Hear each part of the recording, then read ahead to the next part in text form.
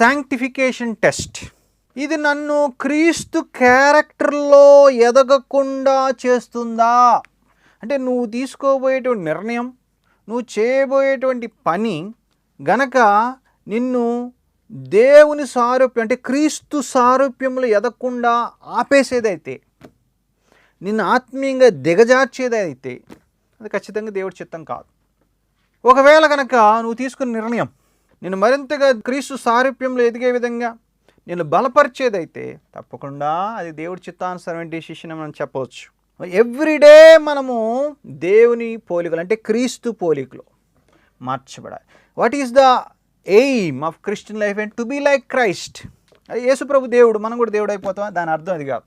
యేసుప్రభు పర్ఫెక్ట్ మానవుడిగా జీవించాడు, మనం కూడా ఆయన పోలి పర్ఫెక్ట్ మానవుడిగా మారడం అనేది దేవుడి యొక్క లక్ష్యం. రోజు రోజుకు స్పిరిచువల్ మెచ్యూరిటీలు ఎదగాలి అనేది దేవుడి యొక్క ఉద్దేశం.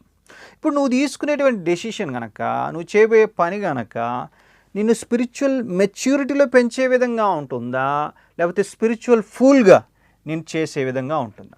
స్పిరిచువల్ మెచ్యూర్గా నీ డెసిషన్ ఉన్నట్లయితే తప్పకుండా దేవుని యొక్క చిత్తము. అది నిన్ను క్రీస్తులో మరింతగా ఆయన యొక్క క్యారెక్టర్లో క్రీస్తుని పోలి జీవించే విధంగా నిన్ను ప్రోత్సహించే విధంగా ఉన్నట్లయితే అది దేవుడి చిత్తానుసారమైనటువంటి విషయం అని చెప్పొచ్చు.